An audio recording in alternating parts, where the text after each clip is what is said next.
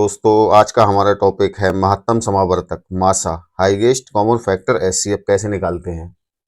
LCM निकालने की विधि को हम अपने चैनल पर अपलोड कर चुके हैं। आइए जानते हैं क्या होता है महत्तम समावर्तक मासा हाईएस्ट कॉमन फैक्टर एचसीएफ। किन्हीं दी गई दो या दो से अधिक संख्याओं का एचसीएफ बड़ी से बड़ी संख्या होती है जो दी गई संख्याओं को पूर्णतः विभाजित कर दे। मतलब दी गई संख्याओं में कॉमन, अगर दो या तीन संख्याएं दी है उन संख्याओं में जो कॉमन होता है वही उस संख्याओं का मासा होता है।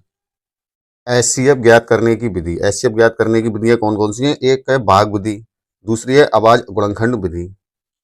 हम दोनों विधियों से एचसीएफ निकालेंगे, उसके बाद आपको बताएंगे कौन सी विधि से एचसीएफ निकालना ज्यादा आसान है। दो संख्याओं के एलसीएम तथा एचसीएफ में संबंध। दो संख्याएं दी हैं तो उनके एलसीएम तथा एचसीएफ में क्या संबंध होगा? एचसीएफ गुणा एलसीएम बराबर पहली संख्या गुणा दूसरी संख्या। ध्यान देने की बात यह है, यह नियम तभी अप्लाई होगा जब संख्याएं दो होंगी। दो संख्याएं दो से ज्यादा होंगी तो ये नियम अप्लाई नहीं होगा। क्वेश्चन है 36, 54, 72 का एचसीएफ ज्ञात करो। मेथड भाग विधि द्वारा। भाग विधि द्वारा 36, 54, 72 का एचसीएफ ज्ञात करो। आइए ज्ञात करते हैं। 36, 54 और 72 भाग विधि से।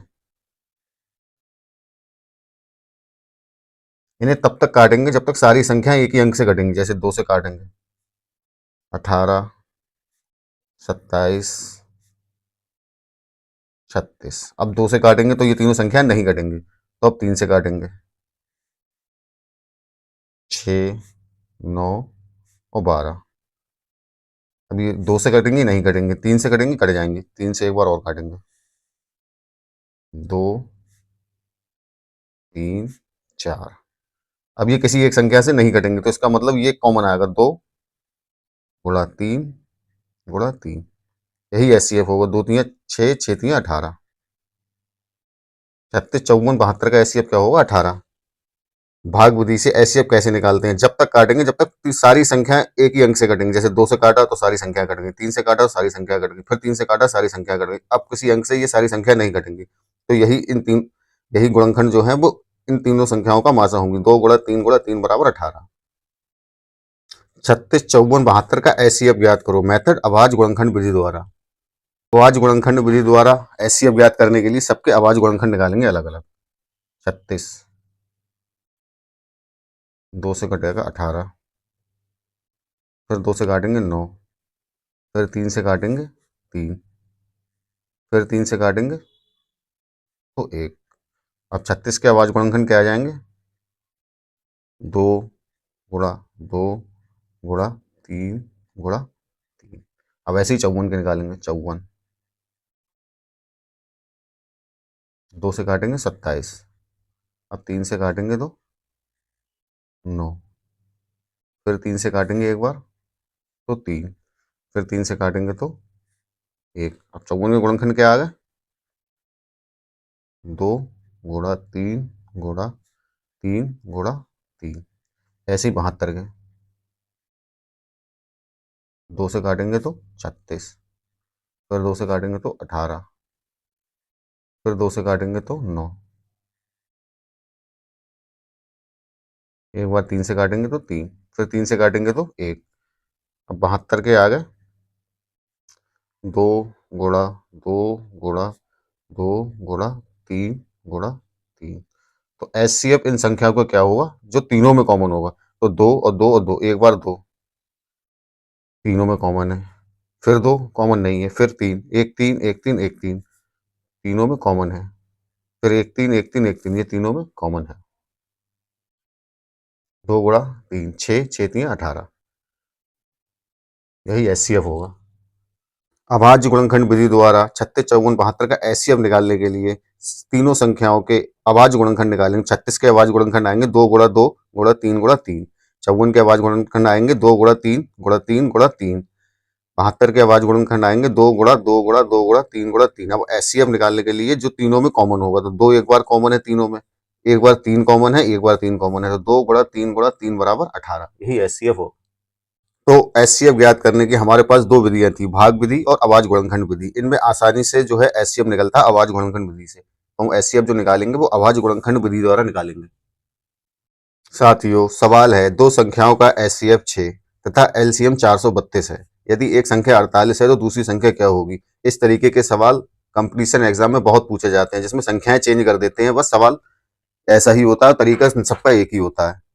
तो दो संख्याओं के लिए एचसीएफ और एलसीएम में क्या संबंध होता है, एचसीएफ गुणा एलसीएम बराबर पहली संख्या गुणा दूसरी संख्या। तो एचसीएफ कितना है 6, एलसीएम कितना है 432, पहली संख्या दी है 48 गुणा हमें दूसरी संख्या निकालना है। तो 48 को 432 से काटेंगे तो 48 एकम 48, 432, 48 नेम 432।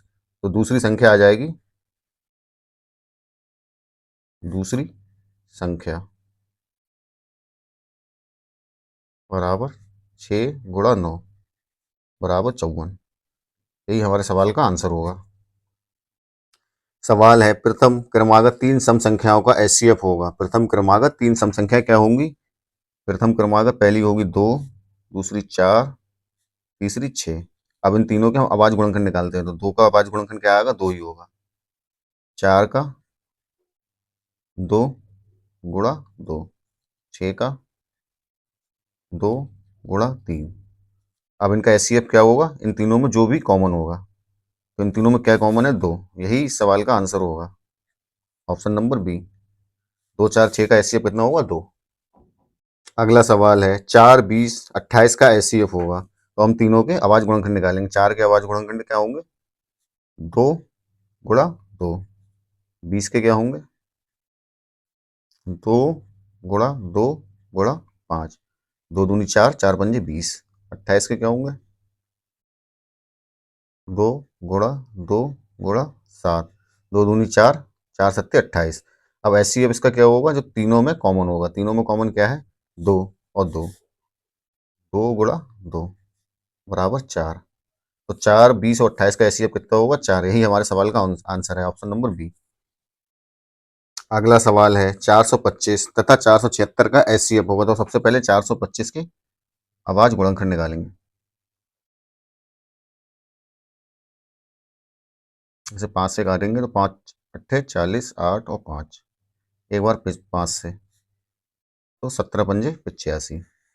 एक बार 17 से तो 1। तो 425 के अभाज्य गुणनखंड आ जाएंगे 5 गुणा 5 गुणा 17। अगली संख्या है 476। अब इसके अभाज्य गुणनखंड निकालेंगे। 2 से काटेंगे तो 238। फिर एक बार 2 से 119। फिर 7 से 17। तो 476 के अभाज्य गुणनखंड क्या आ जाएंगे, 2 गुणा 2 गुणा 7 गुणा 17। तो एचसीएफ क्या होगा, जो दोनों में कॉमन होगा। तो एचसीएफ क्या है, 5 नहीं है, 5 नहीं है, 17, 17 दोनों में कॉमन है। तो यही एचसीएफ होगा 17, ऑप्शन नंबर सी। 425 तथा 476 का एचसीएफ कितना होगा, 17। सवाल है x बराबर 2 की घात 3 गुणा 3 की घात 2 गुणा 5 की घात 3 गुणा 7 की घात 3। y बराबर 2 की घात 2 गुणा 3 की घात 3 गुणा 5 की घात 4 गुणा 7 की घात 3। z बराबर 2 की घात 4 गुणा 3 की घात 4 गुणा 5 की घात 2 गुणा 7 की घात 5 का दिया है। तो x बाई जेड का एचसीएफ कितना होगा। तो सवाल में हमें x बाई और z की वैल्यू अभाज्य गुणनखंड के रूप में दी है। तो हमें इसका एचसीएफ निकालना है। तो एचसीएफ क्या होगा, जो दोनों में कॉमन होगा। तो घात में कॉमन कैसे निकालते हैं, जो घात जैसे 2 की घात 3 है, 2 की घात 2 है, 2 की घात 4 है, तो इनमें कॉमन क्या होगा, जो सबसे छोटा वाला घात होगी। 2 की घात 2 इसमें कॉमन होगी, 2 की घात 2 गुणा ऐसी 3 की घात 4, 3 की घात 3, 3 की घात 2 है, तो इसमें कॉमन क्या होगा, 3 की घात कम वाली 2 गुणा ऐसी 5 की घात 3, 5 की घात 4, 5 की घात 2 है, तो इसमें कॉमन क्या होगा, जो घात कम होगी 5 की घात 2, यही कॉमन होगी गुणा 7 की घात 3, 7 की घात 3, 7 की घात 5। अब इसमें कॉमन क्या होगा, 7 की घात 3, क्योंकि ये कम है। 2 की घात 4 क्या होगा, 4। 3 की घात 2 9 गुणा 25 गुणा 7 की घात 3। क्योंकि हमें 7 की घात 3 के रूप में आंसर निकालना है, तो उसे ऐसे ही रहने देंगे। 4 नेम 36, 36 की 25 से गुणा करेंगे 900। 900 गुणा 7 की घात 3। अब 900 क्या होता है, 30 का वर्ग गुणा 7 की घात 3। यही हमारे सवाल का आंसर होगा। कहाँ है ये? 30 की घात 2 और गुणा 7 की घात 3, ऑप्शन नंबर डी।